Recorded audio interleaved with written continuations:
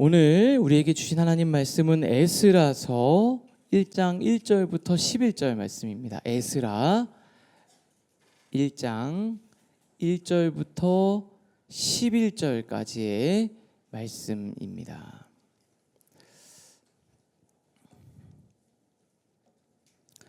우리 찾으셨으면 다 같이 한 목소리로 우리 하나님 말씀을 봉독하겠습니다.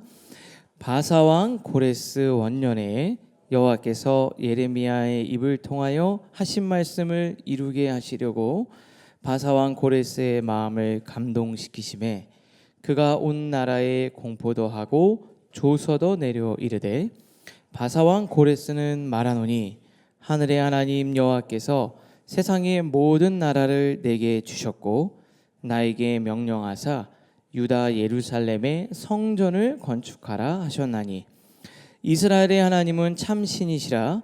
너희 중에 그의 백성된 자는 다 유다 예루살렘으로 올라가서 이스라엘의 하나님 여호와의 성전을 건축하라.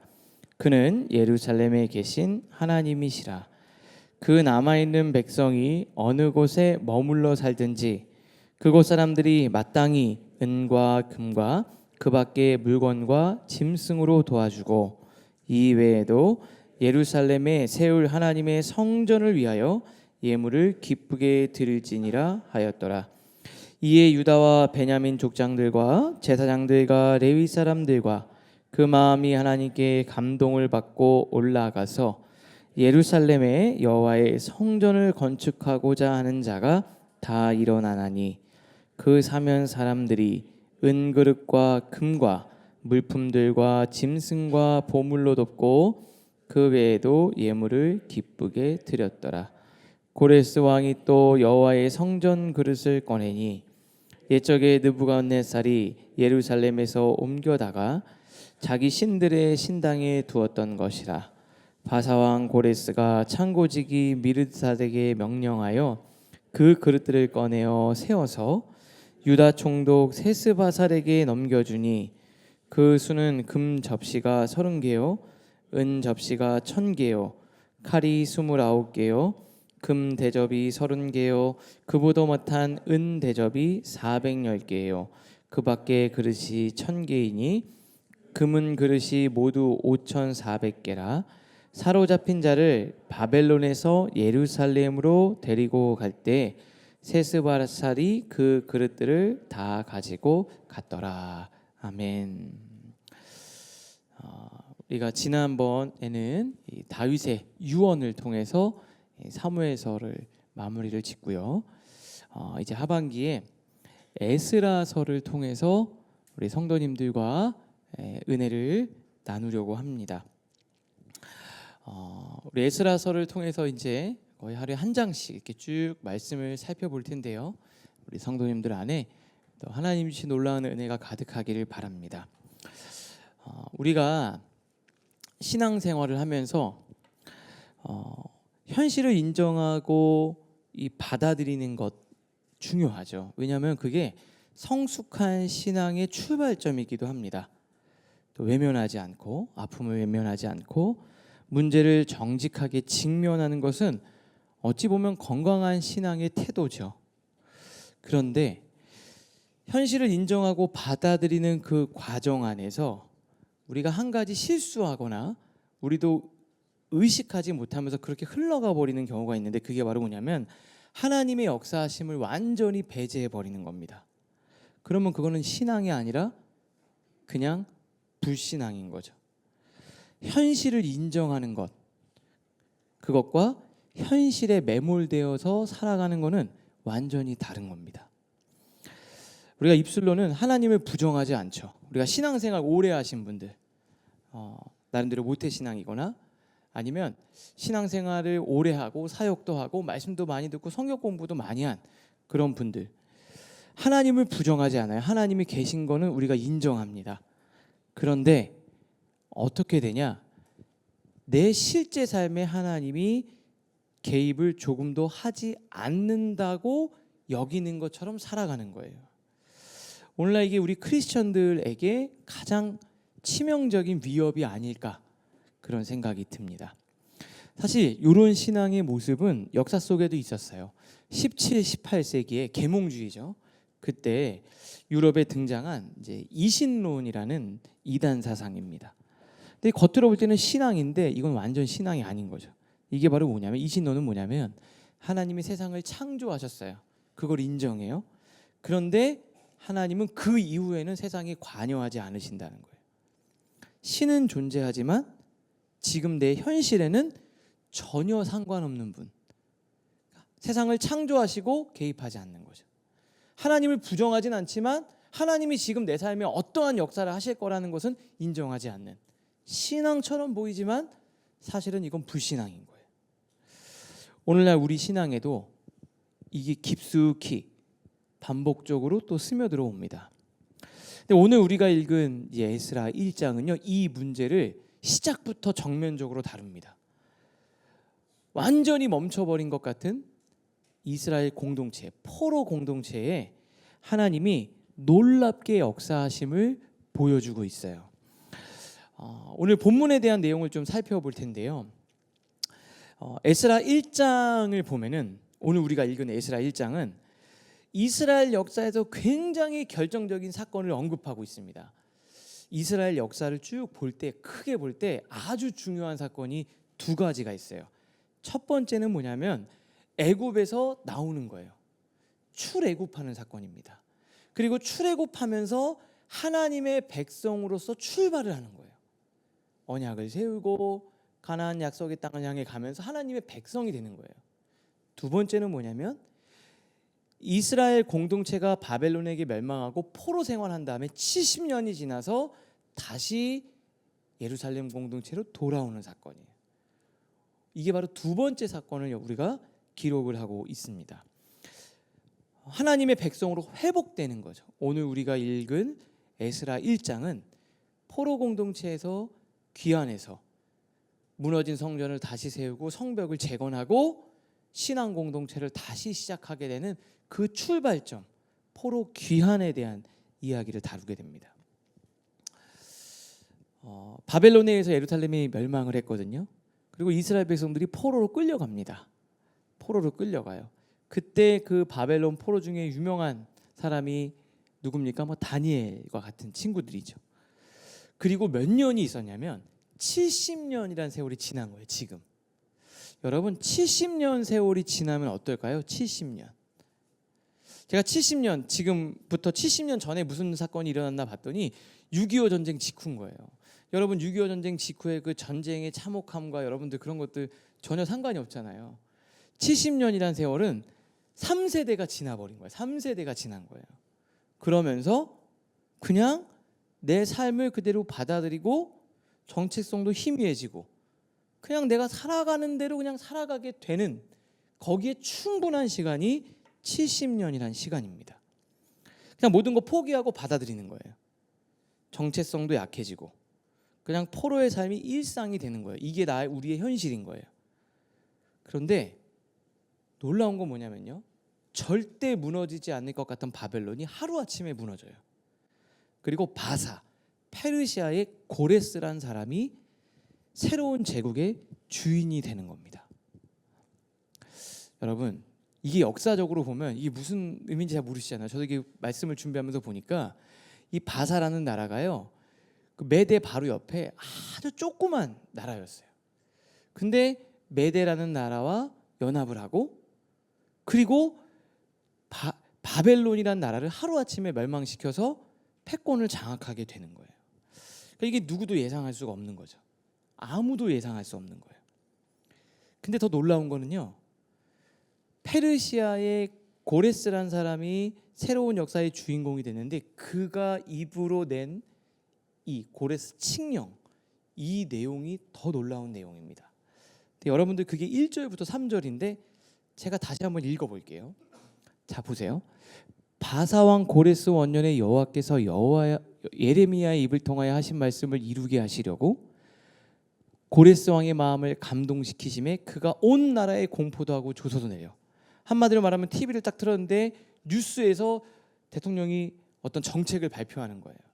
뭐라고 얘기하냐면 바사왕 고레스는 말하노니 하늘의 하나님 여호와께서 세상 모든 나라를 내게 주셨고 나에게 명령하사 유다 예루살렘의 성전을 건축하라 하셨나니. 갑자기 성전을 건축하라 하셨나니 이렇게 얘기하는 거예요. 그러면서 이스라엘 하나님은 참 신이시라. 너희 중에 그 백성된 자는, 자 보세요, 다 유다 예루살렘으로 올라가서 이스라엘의 하나님 여호와의 성전을 건축하라. 그는 예루살렘에 계신 하나님이시라. 갑자기 페르시아 왕 고레스가 뭐라고 얘기하냐면요, 너희 하나님을 내가 인정하니까 너네 다 가고 싶은 사람들은 다 본국으로 돌아가라. 그리고 가서 거기서 너희들이 그렇게 중요하게 여기는 성전도 짓고 필요하면 우리가 돈도 지원할 거다. 정책적으로 지원해 줄 테니까 가고 싶은 사람은 다 돌아가라. 이렇게 칙령을 내리는 거예요. 조서를 내리는 겁니다. 근데 이게 성경에 나오는 얘기지만 역사에 기록되어 있는 거거든요. 제가 네이버 상식 사전에다 검색을 해봤어요. 고레스 실린더, 고레스 원통, 요걸 찾아봤더니 지금 대형 박물관에 있다고 하더라고요. 이렇게 대형 박물관에. 이게 이란에서 달라 그러는데 안 준대요. 계속 갖고 있고. 페르시아니까. 그 쐐기 문자로 칙령의 내용이 보관되어져 있는데 그 내용이 거기 그냥 그 네이버 상식 사전에 이렇게 돼 있어요. 세계 최초 인권 선언문이라고 불리는 페르시아 제국의 유물이다. 왜 인권 선언문이라고 불렸을까요? 지금 봐도 되게 아주 파격적이라고 느껴질 만큼 종교의 자유를 허용하고 있잖아요. 돌 겉면에는 여러 민족에게 종교의 자유를 허용한다. 포로로 끌려온 민족과 그들이 소유한 조각상을 본국으로 돌려보낸다는 내용이 쐐기 문자로 쓰여 있다. 우리가 일본이 우리나라 침략했을 때 유물 가져가도 안 주잖아요. 그런데 다 돌려보내준 거예요. 다 여기 보면 집기들, 그릇들, 예루살렘 성전에 있던 것도 다 돌려주고 너네들 돌아가서 성전을 건축하라라고 지금 이걸 이야기한 거예요. 그래서 종교의 자유를 성문화했다 그래서 그냥 사람들이, 역사학자들이 세계 최초의 인권 선언문으로 불릴만 하다, 그런 평가를 받고 있다라는 거예요. 자, 여러분 잘 보세요. 지금 이 일이 도저히 일어날 수 없는, 그 당시에는 상상할 수 없는 일이 일어난 거예요. 상상할 수 없는 일이. 그리고 완전히 닫혀버린 문이 열려버린 거예요. 눈앞에서 펼쳐진 겁니다. 자, 그래서 오늘 여러분들과 첫 번째 여러분들에게 좀 말하고 싶은 핵심 내용이 바로 이거예요. 우리 한번 같이 읽겠습니다. 시작. 하나님의 역사는 갑자기 일어납니다. 여러분 생각해 보세요. 바벨론이 멸망하고 그 작은 지역에 있던 나라 바사라는 나라의 고레스 왕이 그 세계의 패권을 장악할지를 아무도 몰랐어요. 그리고 아마 역사학자들이 여러 가지 이야기를 하겠지만 바벨론 성 내부에서 문을 열어줘서 고레스가 그냥 무혈입성할 수 있도록 도와준 것 같아요. 이런 생각은 아무도 예측하지 못했습니다. 가능성이 제로였는데 갑자기 100%가 된 거예요. 자, 여러분, 하나님의 역사는 갑자기 호련히 일어납니다. 하나님의 역사는 야, 이게 좀 되는 것 같다, 될 것 같다, 역시 이제 됐다, 이렇게 일어나는 게 아니라 어느 날 갑자기 하나님의 역사가 일어나는 거예요. 하나님은 준비하셨고 하나님은 계획하셨고 하나님의 섭리 가운데 있지만 우리 인간의 눈으로 볼 때는 어떻게 보이냐면 갑자기 어떻게 이게 무슨 일이야? 이렇게 하나님의 역사가 일어나기 시작한다는 거예요. 하나님이 이사야 선지자에게 이렇게 말씀하셨어요. 하나님의 역사를 48장 3절 읽겠습니다. 우리 같이 읽을까요? 시작. 내가 예로부터 처음 일들을 알게 하였고 내 입에서 그것들이 나갔으며 또 내가 그것들을 듣게 하였고 내가 호련히 행하여 그 일들이 이루어졌느니라. 내가 너희들에게 그 말을 해주지 않았니? 하나님이 내가 어떻게 일할지를 너희들에게 알려줬다. 그리고 내 입으로 나갔으면 너희들이 그걸 들었으면 나는 반드시 이루는데 너희들이 볼 때는 그게 갑자기 이루어지는 것처럼 보일 수 있다는, 호련히 행하여 그 일을 이루리라. 우리 인간의 눈에는 하나님의 역사가 갑자기 일어납니다. 갑자기. 저는 이게 너무 은혜가 되는 거예요. 제가 이제 전도사 시절이었거든요.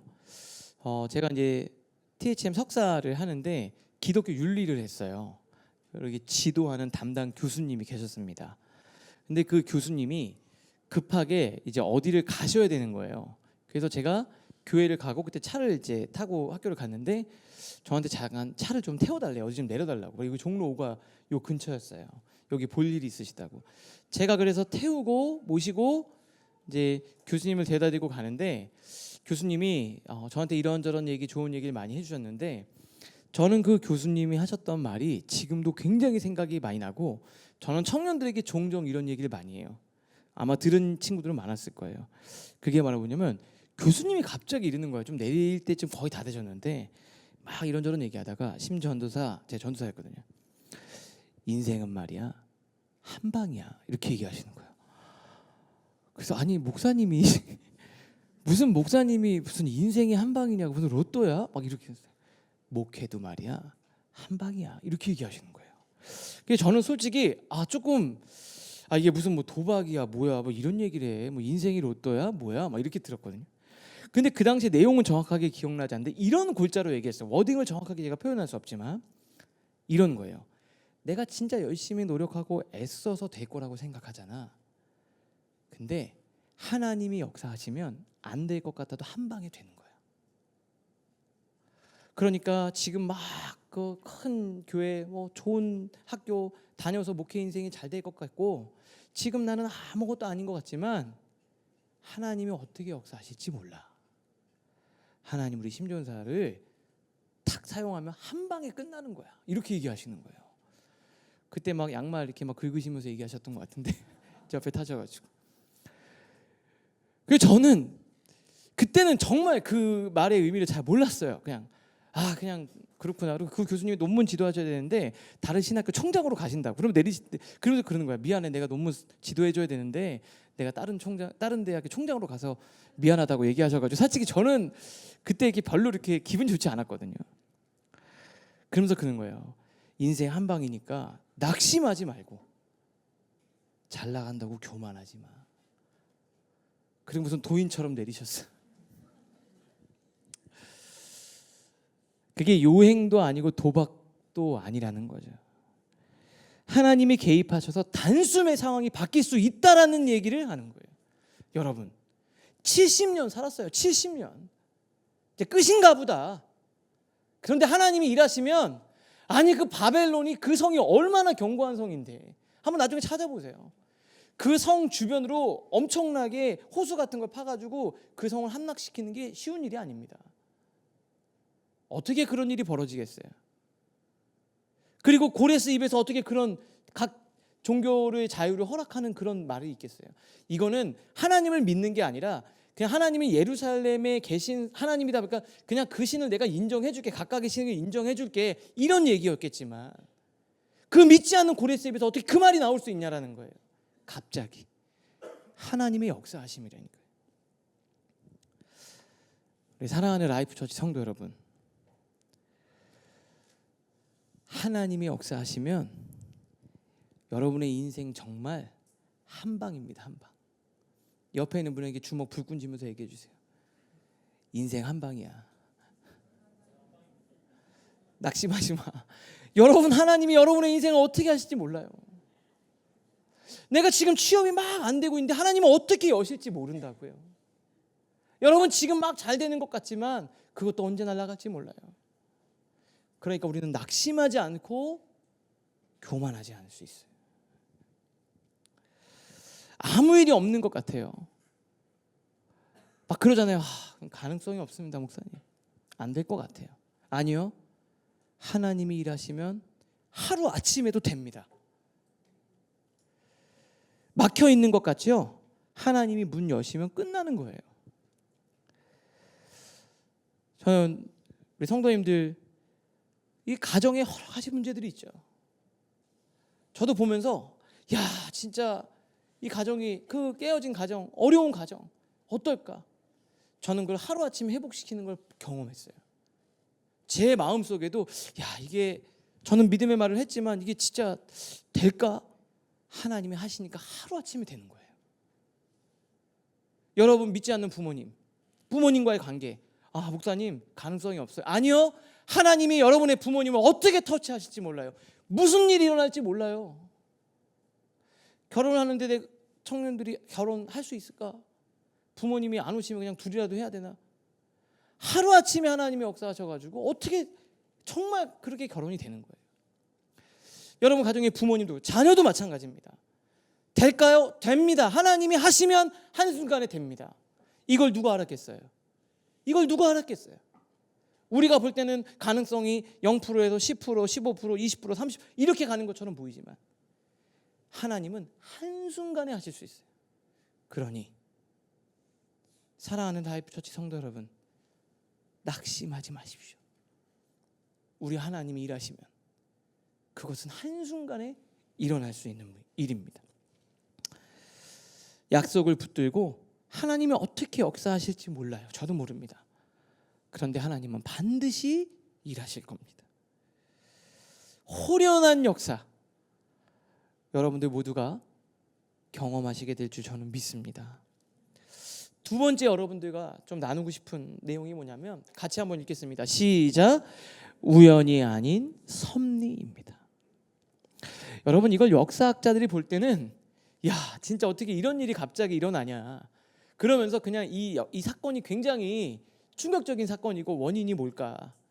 아마 바벨론 내부에서 막 여러 가지 일들이 있고 각 나라에 바벨론이 그렇잖아요. 각 나라에 있는 인재들 데리고 와서 바벨론 사람으로 만든 거잖아요. 근데 내부적으로 분열이 일어나니까 왕으로 받아들이면서 우리 민족을 인정해달라고 하니까 그냥 인정해주는 걸지도 모르죠. 학자들 여러 사람들은. 그리고 마지막에 그 왕이 얼마나 문제가 있었으면 그냥 성문을 열어줬다는 거예요. 그냥 페르시아한테 넘기는 게 낫겠다 이렇게. 그냥 이게 우연히 일어난 일이라고 생각을 하지 않습니까? 그런데 오늘 본문은 성경은 이 일 배후에 하나님이 역사하셨다고 기록하고 있어요. 자 오늘 1장 1절 다시 볼게요. 바사왕 고레스 원년에 여호와께서 예레미야의 입을 통하여 하신 말씀을 이루게 하시려고 바사왕 고레스의 마음을 감동시키심에 그가 온 나라에 공포도 하고 조서도 내려 이르되 하나님이 이 일을 하셨다라는 거예요. 하나님의 섭리 가운데 있다는 거예요. 그럼 예레미야가 했던 말이 뭐냐? 200년 전에 예레미야가 예언을 했어요. 200년 전에. 지금으로부터 이 상황으로부터 200년 전에 예레미야 29장 10절 11절 우리 한번 같이 읽겠습니다. 시작. 여호와께서 이와 같이 말씀하시니라 바벨론에서 70년이 차면 내가 너희를 돌보고 나의 선한 말을 너희에게 성취하여 너희를 이곳으로 돌아오게 하리라. 자 보세요. 뭐라고 그래 있죠?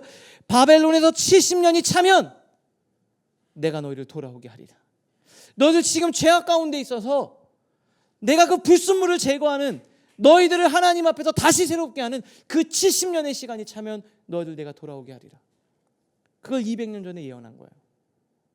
그러면서 여러분들 정말 좋아하는 말씀이죠. 11절 말씀이 그래서 이 말씀이 나오는 거예요. 11절도 읽겠습니다. 시작. 여호와의 말씀이니라 너희를 향한 나의 생각을 내가 아나니 평안이요 재앙이 아니니라 너희에게 미래와 희망을 주는 것이니라. 그러니까 지금 나라가 멸망하는 것이 너희에게 재앙이 아니라는 거예요. 평안이고 희망과 소망이라는 거예요. 여러분 이게 우연으로 보면 삶이요 지극히 가볍습니다. 무의미해요. 우연으로 보는 사람들은. 여러분 회사 가서 그러잖아요. 내가 이 회사 괜히 들어와가지고 정말 운도 없지 막 이런 생각하잖아요. 또 여러분 또 살면서 어떻게 해요? 내가 정말 이 사람을 왜 만나서 조금 더 나가면 어떻게 되죠? 어쩌다가 내 이 인간을 만나서 그게 우연으로 생각하면 뭐죠? 내가 그냥 우연으로 실수하고 잘못했다라는 거예요. 그러면 이게 가볍죠, 이 만남이. 그러면 어떻게 해요? 그러니까 쉽게 바꾸는 거예요. 뽑기잖아요. 확률 뽑기를 잘못해서 그런 일이 벌었다는 거잖아요. 그러니까 다시 뽑으면 괜찮아지겠지 이렇게 생각하는 거예요. 그 인생과 삶이 얼마나 가볍습니까? 그냥 실수와 우연의 연속일 뿐인 거죠. 의미가 없으니까 어떻게 됩니까? 감사도 없죠. 확률의 문제로 바라보고 가볍게 여기면서 쉽게 옮기고 떠나고 버립니다. 여러분 이게 우연이 아니라 하나님의 섭리로 보는 사람은 어떨까요? 하나님이 내 인생에 이 사람을 왜 만나게 하셨나? 그 만남의 무게가 다른 거예요. 그 만남의 무게가 다른 거예요. 저는 신방할 때 그러거든요. 분명히 여러 가지 생각을 가지고 고민하고 여기 내가 선택한 거지만, 내가 어쩌다가 우연히 검색해서 와서 그냥 라이프 처치를 선택한 거지만, 저는 다르게 생각해요. 하나님이 여러분을 보내셨다고 생각하는 거예요. 신목사, 내가 정말 이 영혼을 내 신목사한테 부탁해. 누가 소개시켰다고 생각해 보세요. 그 만남의 무게가 어떨까요? 그냥 지나가다가 부딪힌 사람이랑 다른 거잖아요. 여러분이 만나는 사람, 직장, 그 상황, 그 배후에 하나님이 계시다라는 거예요. 우리는 그렇게 보는 사람들입니다. 의미가 풍성해지죠. 하나님이 그 큰 그림 안에 있다라고 받아들이는 거예요. 그러니까 무게가 다르고 의미가 다르고 그곳에서 하나님의 뜻을 찾게 되는 거예요. 그래서 하나님을 믿는 사람들은 만남을 가볍게 여기지 않습니다. 만남을 굉장히 소중하게 여기고 의미를 찾으려고 노력해요. 어쩌다가 만났을까요? 하나님의 계획이 있는 거예요. 하나님의 섭리가 있는 거예요. 제가 오늘 말씀을 준비하다가 제가 시를 하나 썼어요. 우리 성도님들에게 처음으로 데뷔를 한번 해보려고 합니다. 제목은 우연이라 말할 때, 섭리라 믿을 때. 제목이 우연이라 말할 때, 섭리라고 믿을 때. 자, 우연이라 말할 때 인생은 흩어진 조각이 됩니다. 그런데 섭리라고 믿을 때 인생은 이어진 길이 됩니다. 우연은 빠른 해답을 찾지만 섭리는 느린 순종을 배우게 합니다. 우연이라 말하면 오늘을 소비하는 걸로 끝나지만 섭리라고 믿으면 오늘이 씨앗이 되는 거예요. 우연은 좌절 앞에서 방황을 합니다. 그런데 섭리는 좌절 앞에서 성찰을 하게 해요. 우연은 과거를 지우려고 하죠. 섭리는 과거를 기억하고요, 예배로 바꿉니다. 우연은 하나님을 잊어버리게 만들지만 섭리는 모든 순간에 하나님을 보게 만들어 줍니다. 여러분들은 어떠세요? 목사님 말은 다 좋은데, 맞아요. 원래 교회 다니는 사람들이 그래요. 아니, 그거예요. 그거는 우리가 교회를 다니기 때문에 정말 목사님 말을 잘한다, 이게 아니에요. 하나님을 믿는 사람들이잖아요. 우리가 하나님을 믿는다는 건 그렇게 생각하고 삶을 살아가는 거예요. 제 아들이 태어났어요. 일단 이제 태어났는데 조리원에서 이게 있는데요. 이게 약간 우유가 이제 태어날 때부터 면역 알러지 반응이 있는 아이인지 모르잖아요. 얘가 어떤지를 모르니까. 그래서 분유를 잘못 써가지고 태어난 지 한 며칠 안 됐는데 갑자기 막 혈변을 보는 거예요. 애가 혈변을 보고 막 피부가 막 이상해지고 막 그러는 거예요. 그래서 막 너무 당황한 거죠.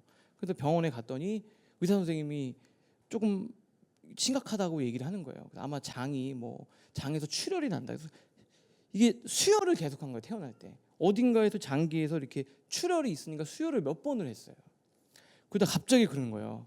아무래도 배를 열어가지고 갈라가지고 어떤 장기를 잘라야 된다고 이런 식으로 얘기하는 거예요. 근데 자기는 할 수 없으니까 되게 중앙대학병원 자기 스승님이 있는데 그 소아과 최고 전문의래요. 전화를 했어요. 지금 급하게 수술해야 된다고. 그래서 마취 선생님 수술실 다 잡아놓은 거예요. 대기하고 있는 거예요. 그리고 여기서 인큐베이터랑 해서 앰뷸런스랑 실어가지고 중앙대 병원으로 가는 거예요. 도착하면 수술하려고 의사 선생님 다 기다리고 있는 거예요. 그 차 타고 가면서 제가 이게 무슨 일인가, 이게 막 너무 정신이 없는 거예요. 차 타고 가면서 막 눈물이 나고 이게 애가 태어나자마자 배를 가르면 이게, 그러면서 그러는 거예요. 평생의 장애를 갖고 살아갈 수도 있다. 이게 무슨 일인가. 너무 이게 마음이 어려운 거예요. 그래서 기도하면서 그냥 갔어요. 울면서 갔죠. 그래서 의사 선생님 만났는데 이제 수술하는 줄 알았어요. 뭐 사인하고 뭐 수술하겠죠 이랬는데 갑자기 의사 선생님은 그러는 거예요. 아이를 이렇게 좀 쳐다보고 왔는데 조금 하루만 기다려보자는 거예요. 지금 당장 수술해야 된다고 왔는데 하루만 기다려보자는 거예요. 그래서 저는 이거 하루 기다려도 되나? 근데 의사 선생님이 하루 기다려보고 내일 수술해도 되니까 기다려보자는 거예요. 하루를 넘겼어요. 근데 그때 의사 선생님이 또 뭐라 하냐면 하루만 더 있어보자는 거예요. 하루만. 불안하잖아요. 이게 지금 괜찮은 거 의사 선생님의 그 한 판단을 우리가 믿고 가는 거잖아요. 하루만 기다려보자는 거예요. 이게 견딜 수도 있을 것 같기도 하고 잘 모르겠다는 거예요. 그 다음날 또 하루만 더 기다려보자는 거예요. 그리고 그냥 퇴원했어요. 근데 여러분 이게 그때 전 교회에 막 성도님 막 기도하고 새벽에 어떤 집사님 오시더니 제 손을 잡고 고쳐주실 거래요. 기도하는데 막 전율이 올랐다는 거예요. 하나님이 우리 목사님 아드님 고쳐주실 거라고. 그래서 제가 그냥 저는 네 감사합니다. 정말 그랬으면 좋겠다 이렇게 생각했거든요. 근데 여러분 생각해 보세요. 그 순간에 의사 선생님이 그 판단을 내린 거잖아요. 세상 사람들은 야 운이 너무 좋았다. 저는요 아니에요.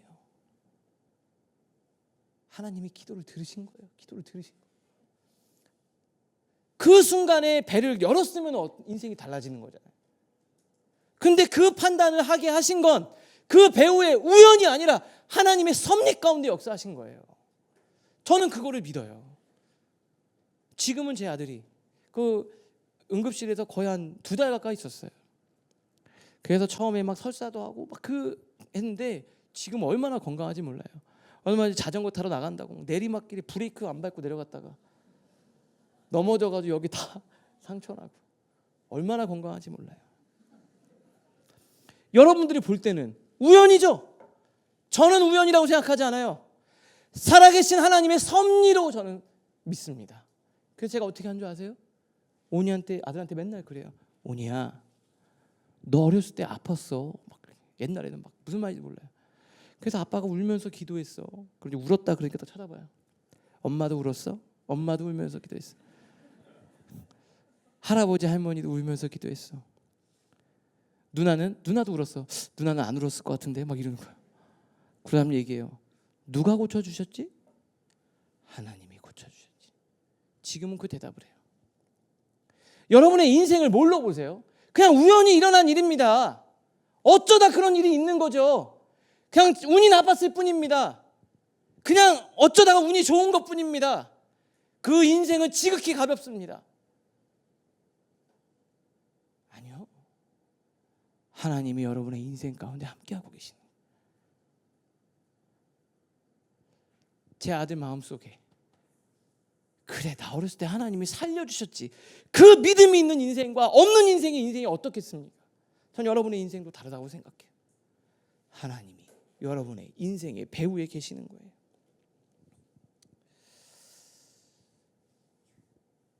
사랑하는 라이프처치 성도 여러분, 하나님이 여러분 섬세한 손길에 있는 거예요. 그 하나님을 믿고 바라보실 수 있기를 주님의 이름으로 축복합니다. 마지막 3번째 같이 읽겠습니다. 시작. 감동시키심에. 에스라 1장에서 보면은 이 놀라운 역사적 사건이죠. 그 역사 실제로 일어난 그 세계 역사 가운데 아주 충격적인 사건, 그걸 소개하는 그 1장에서 강조하면서 쓰는 단어가 있어요. 그게 바로 뭐냐면 감동이라는 단어입니다. 1절 보니까 이렇게 돼 있죠.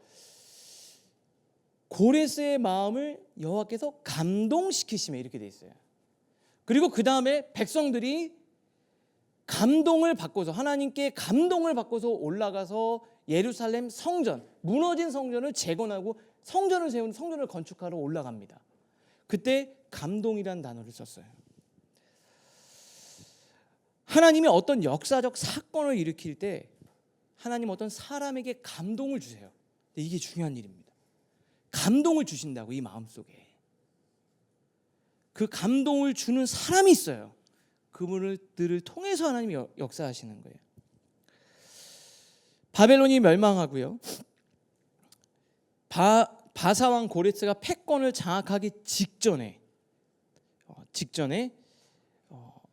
그 바벨론의 최고 관료가 다니엘이에요. 그 시대가 연결되는 거예요. 다니엘이 이때 있었어요. 그 다니엘에게 하나님이 감동을 주셨어요. 깨달음을. 그게 다니엘 9장에 기록되어 있어요. 자, 제가 읽어드릴게요. 곧 그 통치 원년에 나 다니엘이 책을 통하여 여호와께서 말씀으로 선지자 예레미야에게 알려주신 그 연수를 깨달았나니. 무슨 말이냐면 성경을 쭉 읽고 있는데 갑자기 그 성경을 읽었는데 어떻게 되는 거죠? 70년이 다가왔다. 조금 있으면 70년이 돼서 하나님의 역사가 일어나겠구나. 감동이 있는 거예요. 와, 하나님의 놀라운 역사가 일어나겠다. 이제 나라가 뒤집어지겠구나. 부흥과 회복이 오겠구나. 거대한 하나님의 물결이 일어나겠구나. 그걸 깨달아서 다니엘이 금식하면서 기도했어요. 감동을 주신 거예요. 말씀을 읽다가. 야, 70년 때가 왔구나. 회복과 부흥의 역사가 일어나겠구나. 저에게도 하나의 감동을 주셨어요. 우리 라이프 처치 안에 하나님의 놀라운 역사를 이루실 거예요. 여러분들이 가정에 하나님이 놀라운 변화를 주실 겁니다. 여러분의 그 삶, 여러분의 상처가 어떤지, 아픔이 어떤지, 야, 목사님 이제는 안 될 것 같아요. 아니, 그 가정에, 그 자녀의 인생에, 여러분의 삶에 하나님의 역사가 일어날 거라는 감동이 왔어요. 저는 그래서 기도했어요. 하나님, 다니엘이 그 1, 2년 전에, 불과 1, 2년 남은 거예요. 내가 기도해야 되겠다. 나라와 민족을 위해서, 우리 동족을 위해서, 공동체를 위해서. 여러분, 라이프 처치를 이곳에 세우시고 이렇게 여러분들이 모인 게 우연입니까? 이 말씀을 듣는 게 그 수 없는 많은 성경의 본문들 중에 이 감동을 가지고 여러분들과 나누는 이 말씀이 우연이라고 생각하십니까? 하나님이 여러분들에게 일하실 거예요. 지금 이 시대에 부흥이 있어요. 움직임이 있습니다. 그 중심에 저와 여러분들이 쓰임받게 될 거예요. 거대한 물결이 있어요. 준비해야 됩니다. 저희들은. 저도 성도님들과 대화를 나누면서 제가 고민하고 있는데 같은 기도 제목을 나누기도 하고 그것들 위해 기도하시는 분들을 봐요. 교회를 위해서 기도하는 거예요. 한 청년이 찾아와서 우리 교회가 이제 교회에 여러 가지 상황들이 있는데 교회를 위한 기도가 필요하지 않을까. 그래서 몇몇 청년들이 수요일 날 저녁에 모여서 라이프 가든 공간에서 기도를 해요. 저도 교회를 위해서 앞으로 우리 교회가 장소의 문제도 그렇고 앞으로 어떻게 해야 될지, 그리고 사람들이 올 때 이 사람들을 어떻게 세워야 될지, 어떻게 하나님의 역사를 이루어 가야 될지 고민이 많거든요. 근데 교회를 위해서 기도하겠다는 감동이 같이 있어요. 기도로 준비하게 하시는 거예요. 그런데 여러분, 이 하나님의 감동이 있었거든요. 이 전체를 쭉 읽다 보면 돌아간 사람이 몇 명일 것 같으세요? 야, 이제 돌아가라고 막 뉴스에 나온 거예요. 돈도 다 지원해주고 너희들 황폐한 조국에 가서 예루살렘 성전을 재건하라. 몇 명이 간 줄 아세요? 에스라 2장 다음 장 64절에 보면 돌아간 사람의 인구를 42,360명 정도라고 그랬어요. 5만 명이 채 안 되죠. 많으면 한 100만 명 정도 거기 살았다 그래요. 5%도 안 되는 거예요. 돌아가는 사람이. 왜일까요? 기회만 열어주시면 내가 가겠다. 나 좀 때만 되면 헌신하겠다. 아니요, 모두가 그러지 않아요. 그 감동에 반응하는 사람이 있고 그 감동을 그냥 흘려보내는 사람이 있어요. 여러분, 막연한 바람과 실제 내가 그 일을 행하는 것에는 엄청난 간극이 있어요. 막상 이루어지지 않으니까 그런 사람들 있잖아요. 그냥 되기만 하면 내가 열심히 하겠다. 아니요, 그때 할 수 있는 사람이 있고 그때 못하는 사람이 있어요. 우물쭈물하는 사람들이 있죠. 사랑하는 라이프 처치 성도 여러분, 여러분들 안에 지금 마음에 어떤 감동이 있잖아요.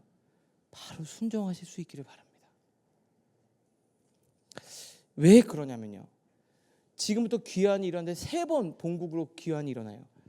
처음에 1차 42,000명 정도 돌아왔죠. 2차에는 에스라 8장인데 1,500명 정도가 다시 2차로 돌아와요. 그리고 3차는 느헤미야 때 돌아오는데 몇 명이 돌아오는지 기록도 안 될 만큼 소수의 인원이에요. 시간이 지날수록 감동이 옅어지고 응답하는 사람이 줄어든다는 거예요. 여러분, 예배 때 어떤 감격이 있는 순간이 있죠. 막 은혜가 되고, 여러분 그거 엄청난 축복이에요. 내가 오늘 은혜가 되고 감동해서 머무르잖아요. 오늘 진짜 너무 감동적이어서 눈물 날 뻔했잖아. 진짜 눈물 날 뻔했잖아. 오늘 너무 눈물 막 흘리고 느낌이 왔어. 오늘 좀 뭔가 예배 잘 드린 것 같아. 그 감동 거기서 멈추면 어떻게 되는 줄 아세요? 나중에 그 느낌이 아예 안 오는 때가 올 수 있어요. 은혜로운 경험으로만 소비하고 끝나면 감동 사라집니다. 그 C.S. 루이스 스크루테이프 편지의 13번째 편지 중에 이렇게 돼 있어요. 이제 마귀가 조카를 교육하는 거예요. 마귀가 여러분들 이렇게 속이고 있어요. 여하튼 행동으로 옮기는 것만 아니라면 무슨 짓이라도 하게 두거라. 상상과 감정이 아무리 경건해도 의지와 연결하지 않는 한 해로울 게 없다. 마귀에게 해로울 게 없다는 거죠. 그냥 혼자서 막 눈물 흘리고 막 감격하고 손 들고 막 감동 받을 대로 받으라 그래. 대신 행동으로만 못 가게 하면 저거 아무 상관없어. 그러면서 이렇게 돼 있어요. 느끼기만 하고 행동하지 않는 경우가 많을수록 행동할 수 없게 될 뿐만 아니라 결국엔 느낄 수도 없게 되지. 요즘 시대에 뭐가 문제입니까? 어디 가서 말씀 들으면 말씀 좋다. 그럼 몇 번 들으니까 막 감동이 되죠. 나중에 되면 어떻게 되는 줄 아세요? 감동 하나도 안 돼요. 똑같이 됩니다. 그러니까 어떻게 돼요? 또 다른 데 가가지고 다른 가서 말씀 찾고. 감동은 선물이에요. 이 상황을 뛰어넘을 수 있도록 하나님 우리에게 주신 선물과 같은 동력입니다. 근데 그거를 자꾸 흘려보내면 어떻게 돼요? 나중에 아무 감동이 없어요. 오늘 여러분들에게 찬양을 부르다가 은혜가 있었어요? 말씀을 듣다가 감동이 있었습니까? 오늘 그걸 가지고 우리가 살아내는 거예요. 결단하고요. 처음에 4만 명, 1,500명, 그 다음 몇 명 갔는지도 몰라요. 여러분, 오늘 하나님 주시는 은혜가 있으면 오늘 결단을 하는 거예요. 순종하는 거예요. 그러면 그 안에 감격이 더 넘쳐나게 될 줄로 믿습니다. 에스라 1장의 이 말씀이 우연은 아니에요.